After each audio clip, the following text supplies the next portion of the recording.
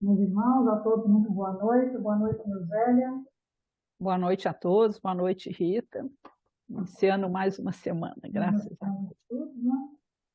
Eu precisei achar um texto aqui, mas esse aqui é um pouco grande, eu até queria um pedacinho dele, mas é do site, eu queria do site, aquele site do Momento Espírita, é uma redação deles mesmos, com frases do Evangelho de Mateus, e tem o título de Jesus, sempre Jesus.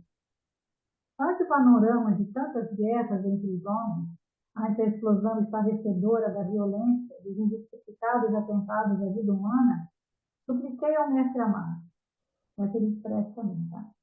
Senhor Jesus, nunca a terra precisou tanto de teu respaldo sagrado, de tua mão misericordiosa e de teus cuidados. A humanidade sofrida clama por piedade, à medida que a onda truculenta do mal invade as praias de nossas benditas esperanças. O coração do homem de bem sangra, seus olhos derramam lágrimas amargas e a mente se busca num pedido de socorro, de luz que venha clarear o caminho. Os homens de bem se veem tão desarvorados frente a tantas amarguras e atos revoltantes. Maldade e ganância dos inconsequentes chega a extremos inconcebíveis. São tantas as vulgaridades querendo ser eleitas como justas e aceitáveis. Tão grande a hipocrisia dos mandatários terrenos, tão enganadoras as ilusões que os movem nessa bancarrota sem limites. Tanta aridez em subverter valores sedimentares. Tantas mentiras querendo posar de verdades supremas. Tanta dor, tanto sofrimento, tanta desilusão na alma, os que ainda titubeiam na busca da verdade. Então, silenciei, meditei, ponderei. Dei-me conta de que o mestre a tudo isso previu e deixou a rota segura para quem o buscasse. Dirigi-me à biblioteca, busquei o roteiro bendito que ele nos levou, o Evangelho. Encontrei a primeira gota de consolo ao me deparar com o seu convite. Vinde a mim, todos vós que estáis aflitos e sobrecarregados, que eu vos aliviarei, pois é suave o meu jugo e leve o meu fardo.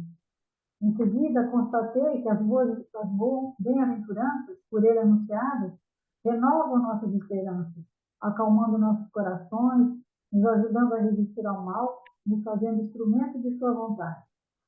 Nos elucida ainda mais ao nos convidar a mantermos puros nossos corações, sermos brandos e pacíficos, nos conclamando a misericórdia para com todos. Ensina-nos a sermos indulgentes, porque a indulgência atrai, acalma, ergue, ao passo que o rigor desanima, afasta e irrita. E, finalmente, salienta a necessidade de amarmos ao próximo como a nós mesmos, estabelecendo que este é o mandamento maior. Sublime irmão e amigo, te louvamos e damos graças pela paciência que nos dedicas, nessa romagem que empreendemos pelas portas estreitas da autoconstrução. Nossa gratidão, Senhor Jesus. Tem que ser alguma leitura sobre Jesus, né? A gente vai falar hoje do nosso irmão, né? Do nosso... Então, a gente está aqui no Evangelho de Mateus, ainda no capítulo 13, e a gente está vendo a passagem que Jesus sai de Cafarnaum e vai para a sua terra natal, que a gente considera que seja Nazaré, apesar de ele ter nascido em Belém, mas foi em Nazaré que ele passou a maior parte de sua vida. E na semana passada nós vimos o quê? O conceito, né, de pátria dentro, né, na visão espiritual, falando de nacionalismo, né, de exagero, o limite também que existe, né, entre esse nacionalismo patológico e socialmente nocivo e o verdadeiro patriotismo, como um sentimento, né, de gratidão pela oportunidade de estar reencarnado num local, num país, dentro de um contexto, tudo que você pode, toda oportunidade, né, que a gente tem de estar encarnado em algum lugar e aproveitar aquela cultura, mas não de forma nociva, né?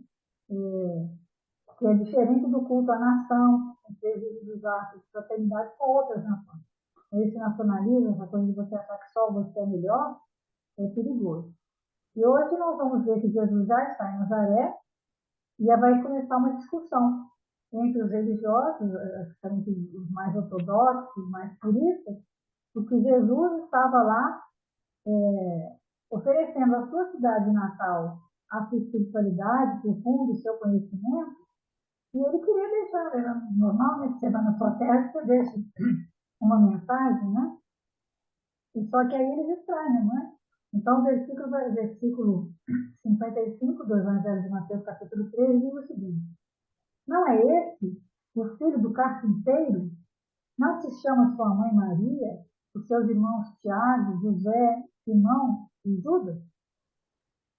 Então, quer dizer, Jesus foi, né, foi a Nazaré, foi lá na sinagoga, num sábado, e eles reconhecem, olha, você tá aquele menino, né, aquele filho, e é interessante, né, falar, o livro fala, né, que fala dos nomes dos irmãos, parece que ele também tinha irmãs, mas nesse caso aqui ele não fala, mas aí o livro explica, eu não sei como é que ele sabe disso, né, mas ele descobre as coisas, né.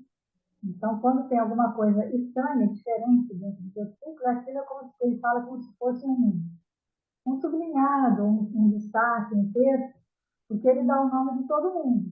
Ele dá o nome de Maria, da mãe e dos irmãos. Mas quando ele vai falar do pai, ele não fala José, ele fala o carpinteiro. E aí ele fala assim, ó, quando acontecer isso, é uma anomalia, né? Alguma coisa diferente dentro do versículo, que é para você falar, prestar atenção. Por que falou, não falou o nome de José, mas falou a profissão dele, né? E aí ele vai procurar a origem da palavra, em grego, que seria tectônus, né? Tectônus, né? É. Que naquela época deles era o carpinteiro, mas diferente do carpinteiro de hoje. Hoje em dia o carpinteiro só trabalha com madeira, né, em geral. Mas naquela época, o tectônus era um artesão que fazia trabalho manual, assim, de madeira, de cadeiras, de mesas, mas também fazia telhado. E na Galileia do século I era também um construtor. Ele fazia a parte toda, né, da casa. Então, como se fosse um pedreiro, um construtor de casas, calheiro, fazia a moradia e Tudo. tudo que tinha dentro dela. Então, por isso que chama atenção, né? E aí era o que José fazia. E como Jesus era o primogênito dele, era ele, também era ele que fazia, né? Jesus herda, né? O filho primogênito é que herdava a profissão e a oficina do pai, né? E aí ele fala a questão do primogênito, né? Naquela época era importante. Até tem na Bíblia tem, né? Os gêmeos que nasceram, eles ficam todo o tempo disputando quem nasceu primeiro, porque o primogênito tinha essas regalias, né? Ele que era, vamos dizer assim, depois do pai era ele que mandava, né? Que cuidava, né? Eu achei interessante, né? Até na questão dos gêmeos, né? Porque eles não nascem igual, na mesma hora, nenhum nasce primeiro. Então, um é o primogênito, né? Né? Nessas questões de monarquia, por exemplo, tudo, né? Tem essa questão, né? E aí o Luiz vai falar assim, numa perspectiva cósmica, planetária, né? E essa planetária terrena e essa terrena, quem é o grande construtor das casas? Quem seria o grande construtor? É Deus, né? De galáxias, planetas, sistemas solares e Corpos, né? corpos, né? Então, tudo são casas. Então, o tectônus, ou seja, o construtor, o carpinteiro da, do, do, da terra, de tudo que a gente conhece, é Deus. E quem que é o filho do carpinteiro? É o filho de Deus. É Jesus, né? Então, mas não é qualquer filho. É o filho primogênito, né? Que herdou o ofício do pai, que é tectônus, tão carpinteiro quanto o pai. Porque Jesus também faz, né? É um artista de planeja, executa as estruturas orgânicas das mais primárias, celulares e simples, até as coisas mais complexas. Então, Jesus é esse filho primogênito que herdou a capacidade de construção, né, do pai. Achei assim, Bonito isso, né? É muito fantástico. Você sabe o que que eu fico analisando? Assim, Porque a gente está fazendo o estudo, mas a gente pega carona no entendimento que eles tiveram e vai tentando entender melhor, ampliando, né? Mas como que eles chegam a isso, né? Você vê uma palavra perdida lá no versículo. Perdida não, né? Assim, Porque, que nem falou, ele pode diferente, né? olhar e está diferente, né, filho? Mas a gente não ia ver isso, né, cara? E aí, a partir daí, eles vão. E é muito bonita essa coisa do construtor, né? O carpinteiro. Aí eu achei legal também quando ele chama atenção, fala assim, esses sítios arqueológicos que foram descobertos, né? Quem sabe se Jesus foi o construtor também, né? Até nesse carpinteiro histórico, quem sabe a mãozinha dele esteve lá, né? Construindo isso também, né? Eu não tinha ideia. Para mim, Jesus fazia coisa carpinteiro, para mim era carpinteiro de madeira só, né? É Só móvel. Eu também. naquele seriado, né? Naquela série que tem o de Tolkien, né? Tem um capítulo que ele fala para as crianças, ele está lá, fazia essa cadeirinha, ele faz bonequinhas, tudo assim. Um trabalho bem manual mesmo. Então, a gente não tem ideia que ele fosse construtor de casas, né? De coisas, né? E aí Jesus começa a incomodar ali, porque ele vai falar, ele está lá na sinagoga e vai ler o texto, né? Do Velho Testamento de Isaías, e ele vai se apresentar e dizer que ele é o Messias. Por isso que eles ficam assim, não, espera aí, como que o Messias é esse? E toda a problemática vai começar daí, né? A perseguição a Jesus, né? Vai começar, porque ele diz que é o primogênito, né? Ou seja, aquele que vai mandar no planeta, o filho de Maria e José, e irmão de Judas, Tiago e José. Mas ele vai se apresentar como Messias. Mandar, né, em toda a estrutura planetária, educando seus irmãos mais novos, né? E somos nós até hoje, né? Tá aí. Tá tentando até hoje, ó. E nós estamos aí dando trabalho. Somos os irmãos rebeldes, né? De encarnação em encarnação, só vai dando trabalho, né? Hum. E aí ele pega, né, o livro Obras Póstumas, a primeira parte. Então, Obras Póstumas. Capítulo 9, estudo sobre a natureza de Cristo. Ali tem 9, o Filho de Deus e o Filho E do o Homem. filho do homem, né?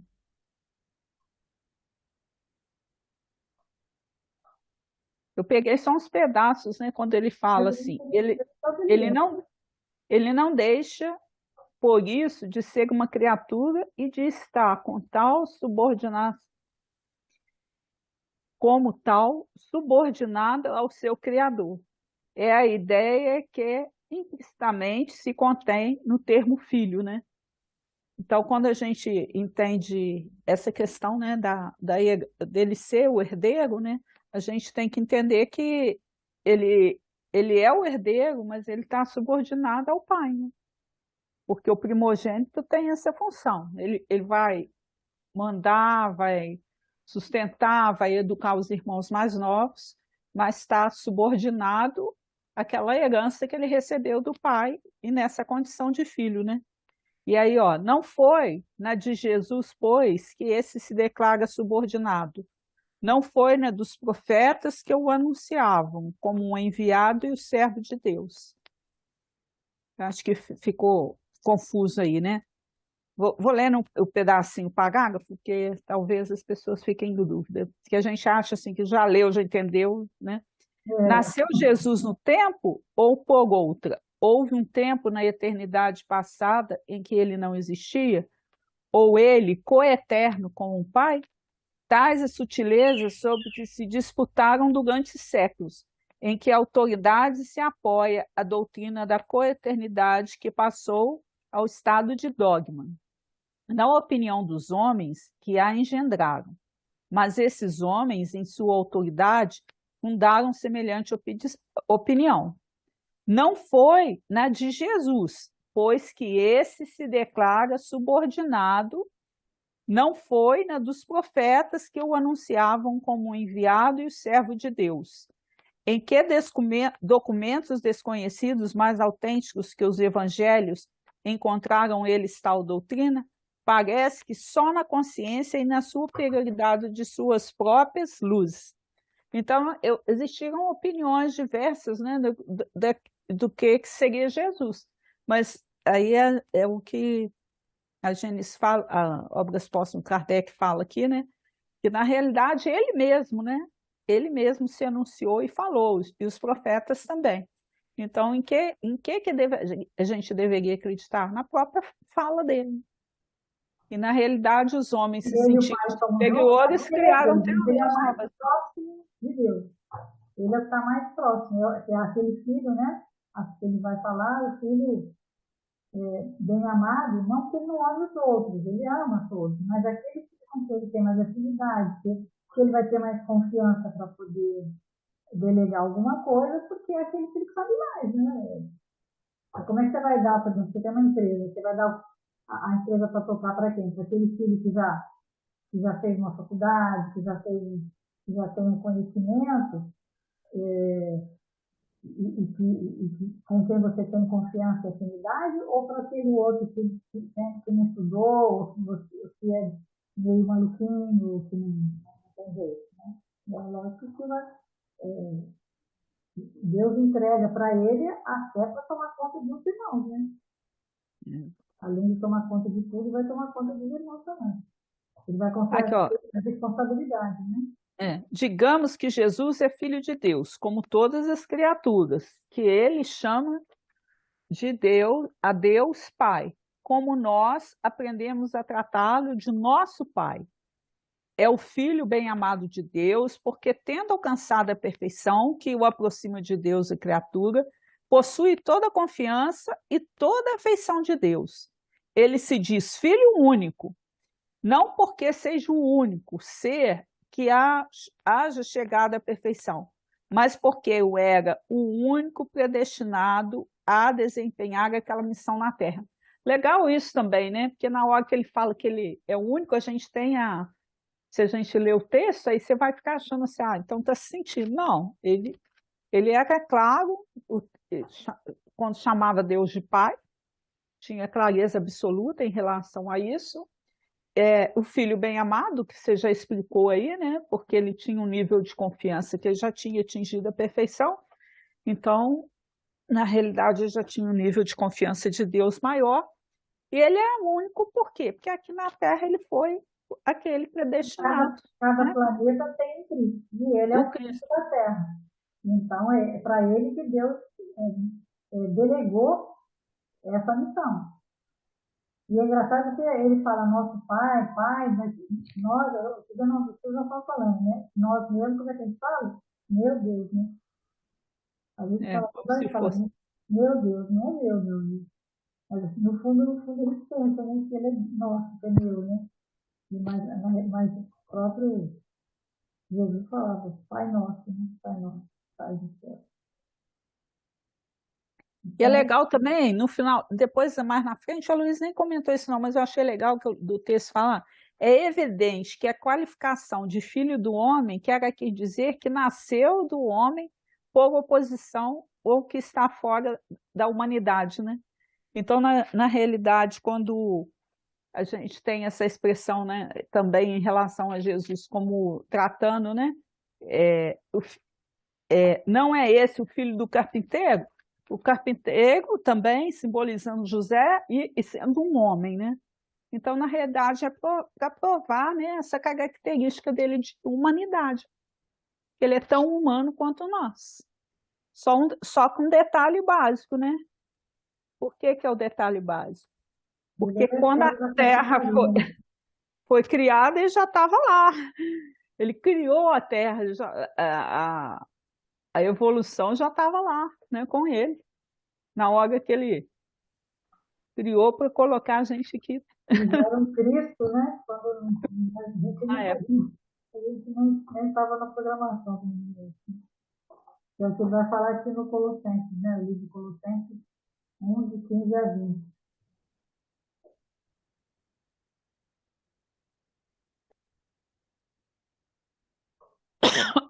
Que vai tratar dos atributos, né?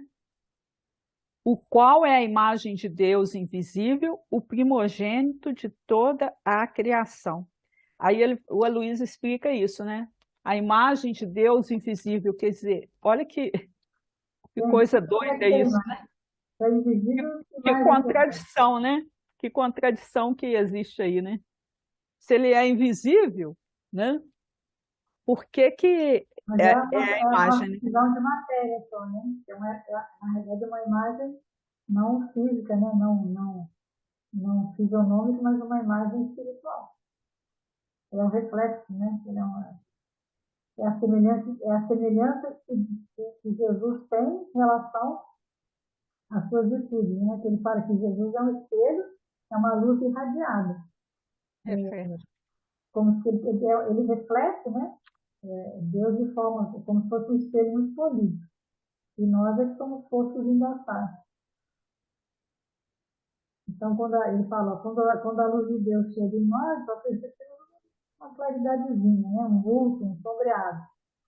Mas Jesus tem tanta competência que ele vai refletir e projetar a luz que ele recebe de Deus, né? É, de forma mais clara e mais limpa, né?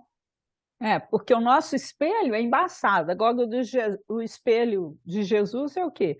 Polido, limpo, translúcido, né? Então, quer dizer, porque ele se assemelha tanto, a semelhança dele com Deus nas virtudes é tanta, né? Que ele reflete a luz com nitidez. E a gente não, a gente é fosco, embaçado, porque a gente ainda não é capaz de entender toda essa grandeza de Deus, né? A compreensão nossa, o entendimento nosso a respeito do Pai ainda é limitado.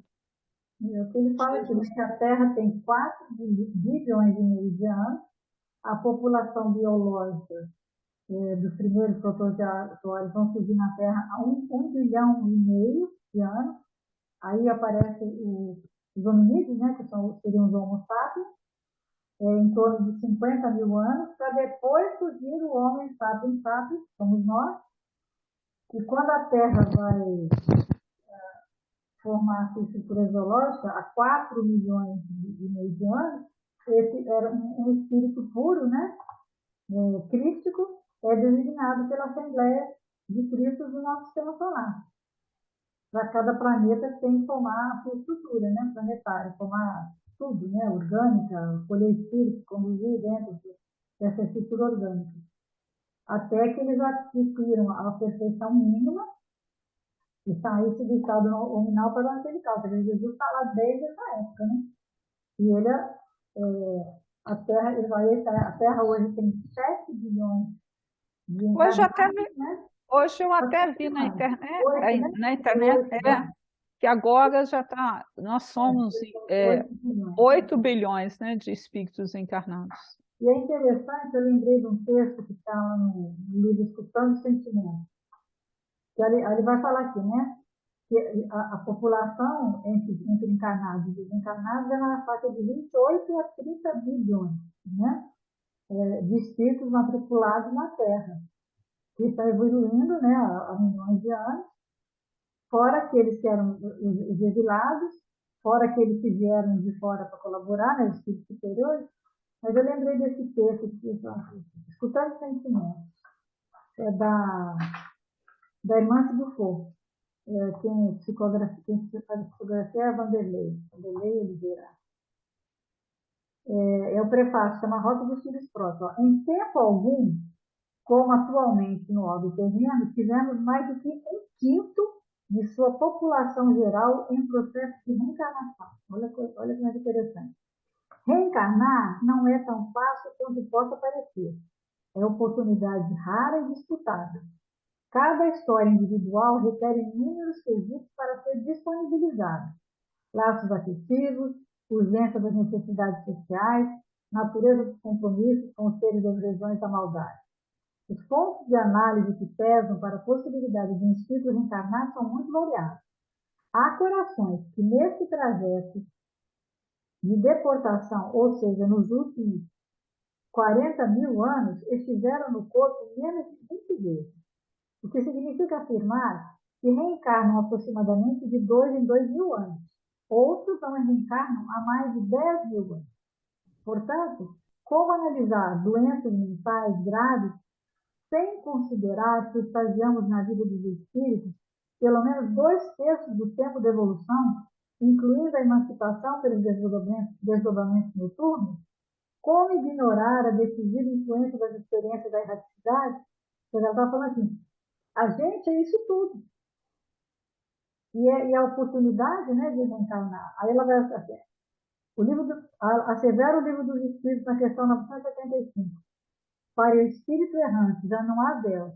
Ele se acha como tendo saído do nevoeiro e vê o que o distancia da felicidade. Mas sofre então, porque compreende quanto foi culpado. Não mais ilusões, vê as coisas na sua realidade. Porque quando a gente desencarna, é que a gente se dá conta do tempo curto que a gente teve aqui e não aproveitou. Aí ele fala aqui no final, tornar-se humano significa assumir a sua pequenez do todo universal, ter consciência da cruel sensação de desconexão com o Criador e do que realmente representamos no contexto do bailado cósmico, mas também significa assumir-se como filho de Deus, filho pródigo de heranças excelsas que precisa descobri-lo por si próprio, adquirir o título de herdeiro da sua obra, e isso exige trabalho, dinamismo, ação e responsabilidade. Então, a gente tem que pensar, né, nessa questão da oportunidade que é, né, quer dizer, tem 28 bilhões, mas só 8 bilhões que tem essa oportunidade. Então, a gente tem que estar Jesus como um irmão mais velho, né, o irmão primogênito, dando exemplo, dando ensinamento, com todo o evangelho à nossa disposição, mas a gente ainda está tateando, né? E aí o interessante também, né, é ele conhecer todos nós e todas as nossas reencarnações que a gente teve, o nome de cada uma delas, e conhecer cada um de nós nos mínimos detalhes, né? É aquela coisa, né? É igual a gente, eu fico imaginando que seria assim. Quando você aprende a fazer uma coisa bem feita, assim, né, que você, pela prática, pela experiência, você se aperfeiçoa, então o que que acontece? Você vai fazendo aquilo naturalmente, né? Mas aí quando você, por exemplo, uma pessoa novata vai fazer aquela mesma coisa que você está fazendo, você fica olhando e fala assim, uma hora ela vai acertar, né? Uma hora vai acertar, porque você já passou por aquilo, já conhece exatamente. E ele, enquanto criador, né, Porque da aí que está. formação. Jesus, como ele fala, né, desses 28 bilhões de espíritos, cada um com inúmeras reencarnação, e cada um teve um nome, e Jesus conhecer todos, então, por exemplo, ele sabe que eu ou você, o que nós já fomos anteriormente, e a nossa caminhada toda a nossa evolução. Eu acho que até daí que ele pode, ajuda ele a ter um entendimento, né? Porque ele tem um planejamento. E dentro desse planejamento ele pode ver o nosso gráfico, né? Deve ter um gráfico no momento de cada um de nós, né? Ó, isso está indo, tá? E ó, voltou, foi mais devagar, agora vai. Né? E ele está lá, sempre torcendo por nós, né? Conhece todas as leis, então tudo é muito previsível, né? Dentro da evolução. Assim como a gente, às vezes, consegue prever algumas situações pela prática que você tem naquela situação. Você já passou por ela, já vivenciou, fala, não tem coisa que a gente fala assim, isso não vai dar certo. Mas é igual o texto que Ele eu é falei, ser pai, né? Jesus previu tudo, ele sabe tudo que vai acontecer, ele tem essa previsão. E aí a gente acha, ele fala que a gente acha às vezes que estamos sendo esquecidos, mas Jesus só faz isso desde, né, essa é a missão dele, desde 4 bilhões sei lá quantos milhões de anos atrás, que ele está ali nesse processo de construir, de reconstruir e de ajudar a gente a ter esse entendimento, né? É interessante também, né, que o Darcy Ribeiro cita, né, ele cita o Darcy Ribeiro quando ele fala, né, que um cacique caiapó conhecia, né, 400 nomes dos ancestrais, né, toda a sua Cor, né? genealogia, né, De cor, né? de cor, né? Então, assim, alguns espíritos têm essa reminiscência mesmo, né? Deve ser interessante, né, esse processo. E aí ele fala, aqui ainda no Colossenses, ele fala que ele é antes de todas as coisas e todas as coisas subsistem por ele. Né? Tudo existe em Deus, mas subsistem por Jesus.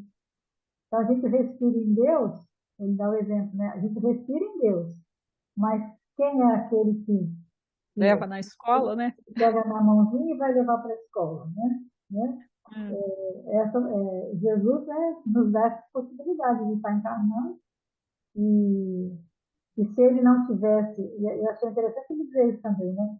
Vamos dizer assim, se a gente só soubesse de Jesus e que ele é o construtor, filho de Deus, tal, mas se ele não tivesse encarnado, se ele não tivesse esse conhecimento dele, né, de ter Se se apequenou, né? Diminuiu, né? diminuiu e veio para a Terra, né? Imagina que É quando a obra póstuma ali faz aquela colocação, né? Filho do homem, quer dizer, se humanizou, se tornou como nós para a gente ter esse entendimento. Porque se a gente não tivesse essa experiência dele, tudo ia ficar muito abstrato para o nosso entendimento, que ainda é tão materialista, né? Então, o fato dele ter reencarnado aqui, né? Encarnado aqui, concretizou para nós, né? concretizou para nós Para ele toda a não, mensagem. mas concretizou para nós essa coisa. Né? E aí ele continua aqui, ó. E ele é a cabeça do corpo da igreja, é o princípio, o primogênito dentre os mortos, para que em tudo tenha a preeminência. Porque foi do agrado do Pai que toda a plenitude nele habitasse. E que, havendo por ele feito a paz pelo sangue da sua cruz, por meio dele reconciliasse consigo mesmo todas as coisas, tanto as que estão na terra como as que estão no céu. Então, aí ele fala, né, como a cabeça do corpo, né, que em hebraico, né, é Rosh, que ele fala, é o líder. Então, você tem o braço, você tem a perna, você tem o joelho, tudo, mas quem manda? Quem manda é a cabeça, né? E aí é como se... Ele é inteiro, né? Pleno. Eu achei interessante também quando ele fala que ele é o nosso sábado. É, Você não gostou disso? Eu falei assim, gente, que sacerdote, né? entendimento. Quer dizer, é quando o espírito Não chegou é? E a ali, gente tem a está ideia do tudo sábado, pronto, acabou, ele fica pleno. É então a gente lindo tem a demais. ideia do sábado como sendo o dia de descanso, mas não é. É o dia em que ficou tudo pronto, né? E que então está Plenitude, pleno. né? É a plenitude do sábado, e não só. A gente tem essa ideia, né? Ah, sábado é dia de descansar. Né? Não é É. só isso. Está descansando, mas qual que é o motivo do descanso? Porque o trabalho foi feito, foi bem feito e acabou. Então é uma plenitude. E aí ele vai falar que, por exemplo, no caso, né, a comunidade cristã é um corpo, o catolicismo é um braço, o espiritismo é outro braço, o hinduísmo, o protestantismo são partes. Mas quem comanda é o Cristo, não é o cristianismo, ele fala. É a mensagem. Porque ele não tem religião. Ele é o líder de toda a organização espiritual do planeta. E o nosso sumo sacerdote. Né? Porque é nele que habita a plenitude, né? É. Nosso sábado.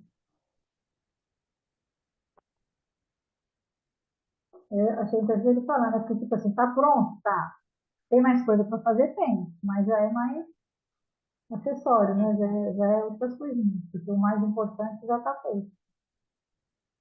Não foi construído. Então, a gente falou das qualidades e agora nós vamos falar das suas atividades.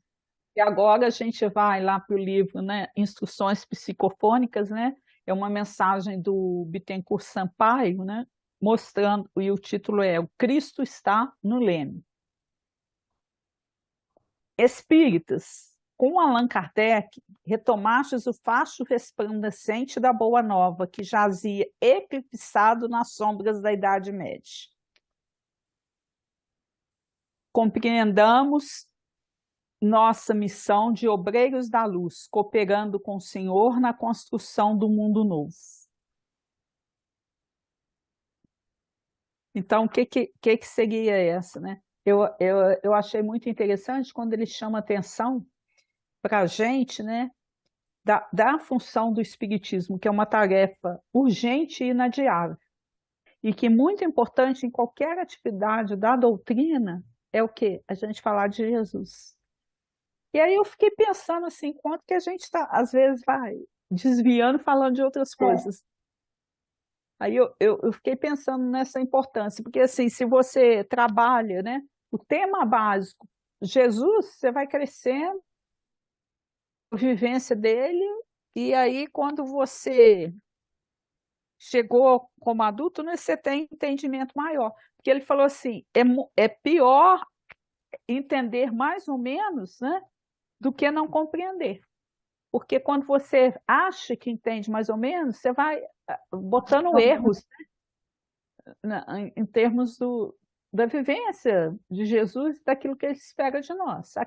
Agora, aquele que não entende, não entende, não sei, pronto, acabou. Agora, aquele que se coloca num aspecto assim de superioridade. Aí eu sei mais ou menos. E aí fica muito fácil tomar verdades, né? Tomar mentiras como verdades, né? Então, essa tarefa da gente buscar entender, né? tá Eu achei naquele ciclo da estupidez que nós falamos outro dia, né?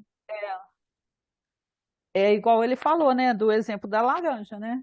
É a laranja que não fica bagaço, você vai sugando o conteúdo toda a vida. É o que ele fala, né? É importante no processo de evangelização que uma criança que vai estudando com Jesus, depois adolescente estudando com Jesus, que ela faz com o adulto? Continua estudando Com Jesus. Jesus. Porque é verdade, eu sinto muito isso, porque, por exemplo, eu sempre fui católica, tal, vamos dizer, tinha assim, religiosidade, sim, mas a doutrina espírita trouxe para mim essa figura de Jesus e o exemplo dele de uma forma mais clara, sabe? Por isso que eu gosto muito de, eu estudo com as crianças o livro Jesus no Lar, que faz falar da forma de Jesus, de como ele falava, de como ele era, de como ele agia, porque ele é o exemplo, né? Então a gente acho que sim, e é onde a gente fala, né? Tribuna, lugar, o pessoal fala muito isso, né? Tribuna é lugar de evangelho, de falar de Jesus mesmo, de falar do que ele ensinou. E hoje em dia a pessoa está muito mais ligada na questão, né? Ele até fala, né? Dos interesses, de congelamento de corpos, de aborto, pena de morte, vida nos outros mundos, aqueles temas mais picantes, ciência, né? Que hoje em dia tem. É lógico que a tecnologia avançou e a gente fica nesse interesse de saber, mas na realidade a gente tem que estar mais atento mesmo a esses ensinamentos do Cristo, né? Do que ele deixou para a gente aprender e praticar, igual ele fez, né? Quer continuar lendo aí? É, é, e quando ele fala assim, né? Compreendemos nossa missão de obreiros da luz, cooperando com o Senhor na construção do mundo novo, né? Então, o que que seria esse mundo novo que ele fala, né? É um mundo realmente de reconstrução, porque o que que seria o antigo? É um mundo virginal, né, que Jesus começa a construir, com a formação geológica, os oceanos, a atmosfera, a estratosfera, os núcleos orgânicos, a evolução biológica, enfim, tudo isso.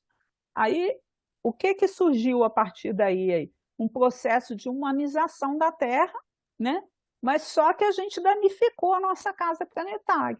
Hoje o que a gente vem, assim, a gente tem visto isso claramente, né, em termos de planeta, é que a gente fez mau uso de tudo que ele construiu com tanta E estamos colhendo as consequências e temos perfeição, né? como fomos nós que destruímos, e somos os filhos de Deus, É, agora a gente vai nós ter que temos fazer o quê? que reconstruir, né?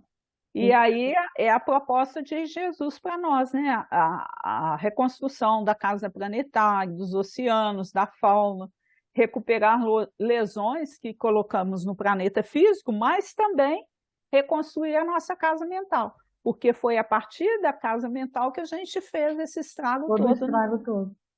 todo o estrago. Então a gente tem que cooperar, ou seja, operar com, né? Quem eu quero ser com isso, né? O cooperador ou você o bagunceiro? Então a gente tem que estar muito claro. Aí ele Você vai continuou, ajudar ou vai minha pai, atrapalhar? não ignorais que a civilização de hoje é um grande barco sobre a tempestade. Mas, enquanto mastros tombam oscilantes e estalam vigas mestras aos gritos da equipagem desarvorada ante a metralha que incendeia a noite moral do mundo, Cristo está no leme, servindo, pois, infatigavelmente, e repitamos confortados e felizes: Cristo ontem, Cristo hoje, Cristo amanhã. Louvado seja o Cristo de Deus.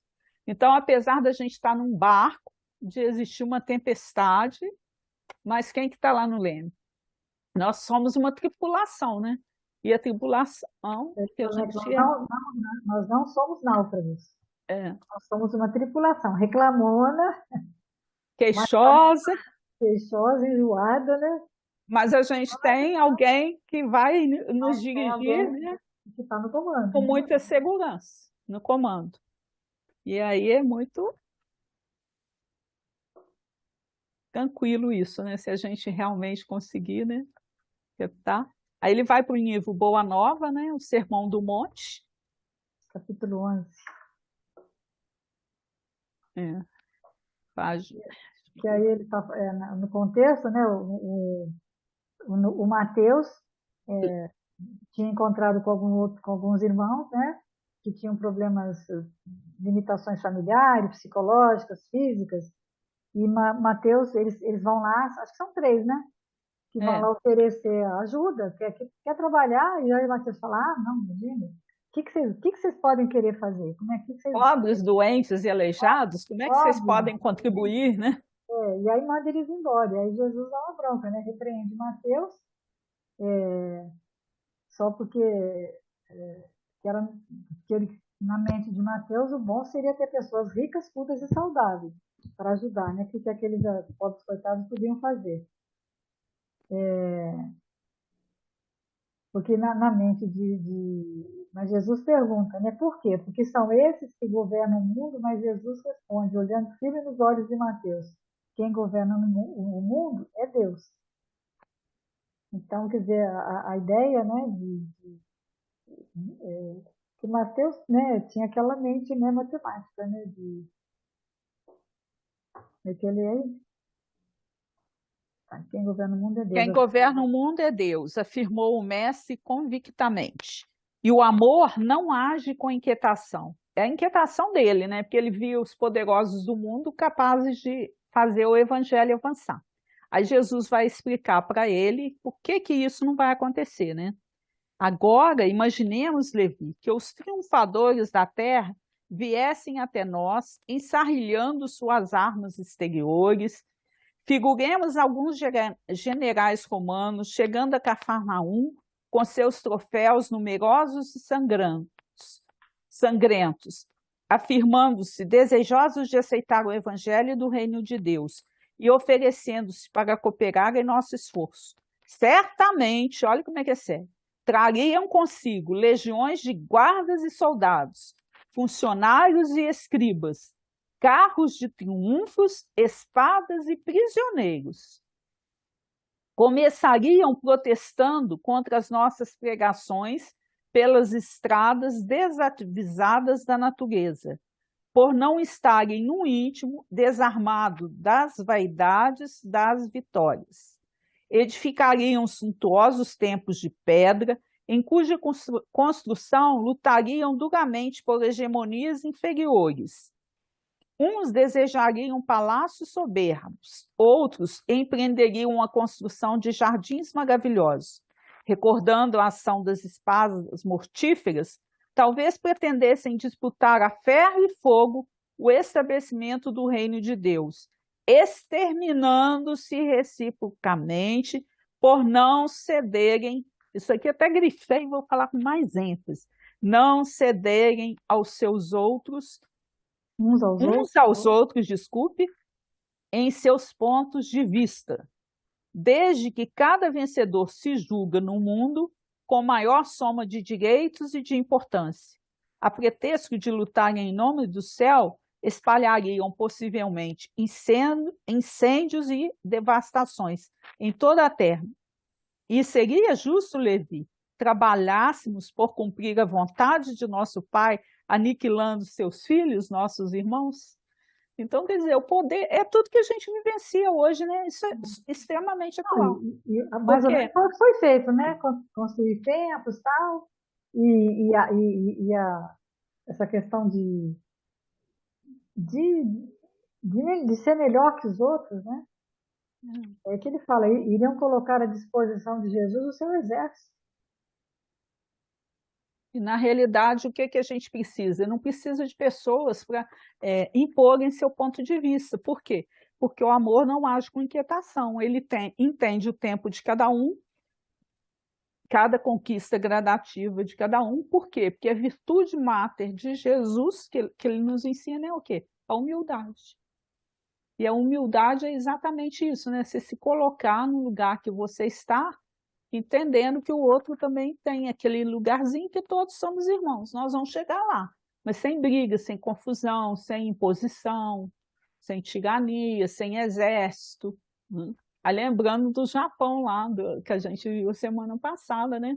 No estudo da semana passada, que não tem força armada, não tem exército, porque eles sofreram com a guerra. Então, eles sabem valorizar, né, a importância de não se ter nada disso. E aí o Luiz fala, né, que esse povo pensa que governa o mundo, mas não consegue governar nem a si mesmo. Tá?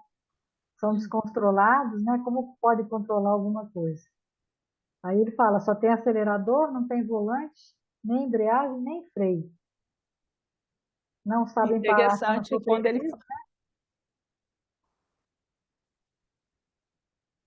Só sabem avançar, levando tudo que vem pela frente, no peito. São máquinas descontroladas. Em que isso seria útil para o Evangelho? Né? Não é nada. Mas as pessoas não entendem, né? É muito difícil alguém entender dessa forma. Né? Nossa, e como é? Mas a gente vai insistindo, né? Jesus sabia que ia ter CPI no mundo, desde que cada vencedor no mundo se acha com mais soma de direitos e de importância, né? Cegos, esses aleijados, cegos e doentes que te procuraram, né? Não se acham importantes, e é por isso que eles são importantes. E aqueles que se acham importantes não são importantes. Porque não tem a virtude, né, maior. Qual que é a virtude maior? A humildade. Que é a primeira, né, das bem-aventuranças. Né? Sem ela, Jesus já não, né, bem-aventurados os pobres de espírito, né, os humildes. Aí ele vai lá no Caminho da Luz também, capítulo 24, item 7, que fala sobre Jesus. Convenhamos em que o esforço do Espiritismo é quase superior às suas próprias forças, mas o mundo não está em dores terrestres. Olha só, gente, ó, Jesus é o seu único diretor no plano das realidades imortais. E agora que o mundo se entrega a todas as expectativas angustiosas, os espaços mais próximos da Terra se movimentam a favor do restabelecimento da verdade e da paz a caminho de uma nova era. Espíritos abnegados e esclarecidos falam-nos de uma nova reunião da comunidade das potências angélicas do sistema solar, do qual é Jesus um dos membros divinos. Reunir-se-á de novo a sociedade celeste pela terceira vez na atmosfera terrestre, desde que o Cristo recebeu a sagrada missão de abraçar e redimir a nossa humanidade, decidindo novamente sobre os destinos do nosso mundo. Que resultará desse conclave dos anjos do infinito? Deus o sabe. Nas grandes transições do século que passa, aguardemos o seu amor e a sua misericórdia. Quer dizer que Então, a essa gente, reunião já aconteceu, né? A reunião lá no Sol, houve uma reunião para resolver a última foi nossa, para resolver a vinda do Cristo, né? E agora uma reunião que ele está falando ali que ia acontecer, mas essas alturas já aconteceram, né? a gente tem a sensação, né, que isso aí já deve ter acontecido, né? E a gente não pode esquecer disso jamais, que Jesus é o seu único diretor no plano das realidades imortais. Então, quer dizer, todo mundo que acha que tem poder aí, ó, tudo é transitório, porque quem dá ordem, né? Como diz, botão vermelho, vermelho, verde, vermelho, né? Verde encarna, vermelho Verde desencarna.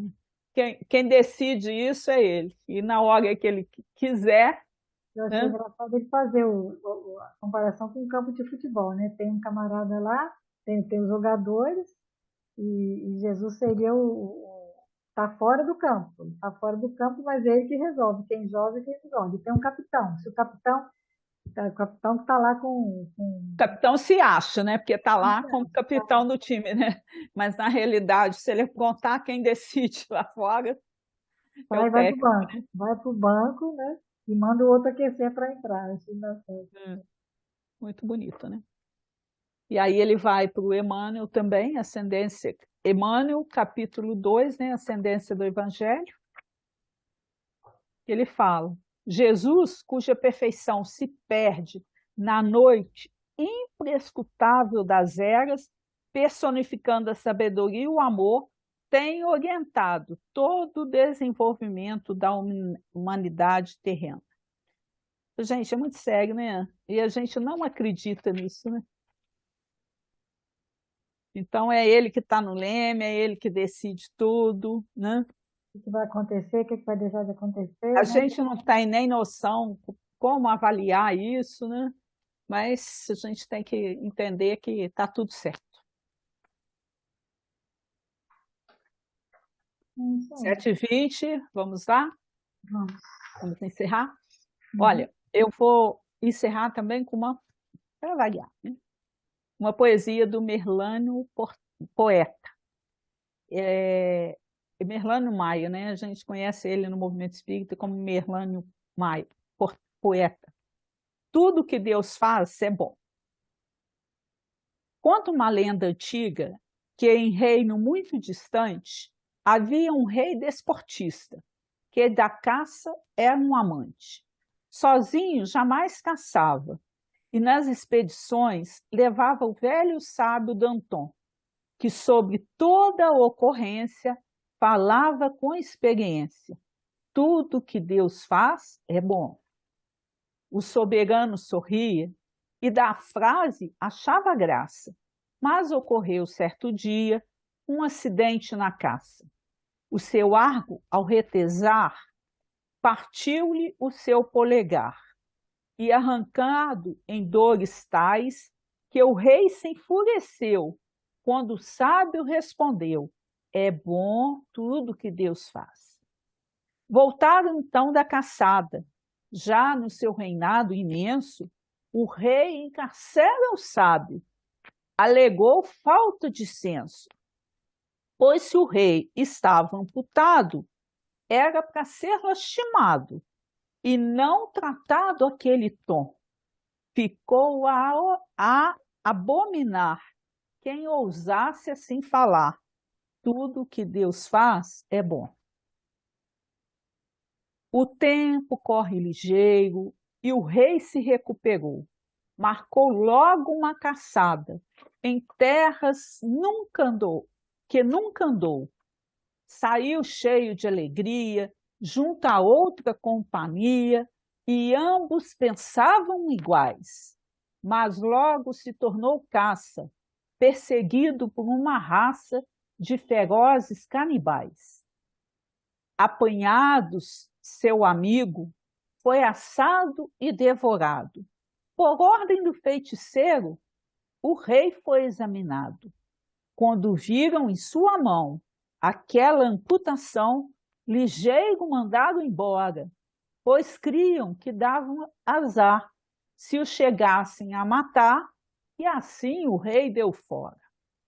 E ao chegar no seu reinado, ao sábio mandou soltar.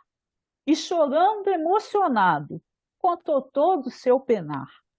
Pois se não fosse amputado, estaria aniquilado. Pediu perdão a Danton, viu crua a realidade e aceitou como verdade. Tudo que Deus faz é bom. Mas Danton diz de joelhos: eu é que sou agradecido. Vossa mão, ao me prender, me fez um favorecido. Eu tenho meu corpo inteiro. Se fosse seu companheiro, seria o fim de Danton. Como fui encarcerado, dessa morte eu fui poupado. Tudo que Deus faz é bom. É bom. É bem interessante Muito, essa história, é, né? muita paz para todos nós e vamos acreditar nisso, né? É, Deus, Deus é o Pai, Jesus, Jesus é o nosso irmão maior e e ele tudo que eles fazem está tudo certo. tá Muita paz para todos. essa semana,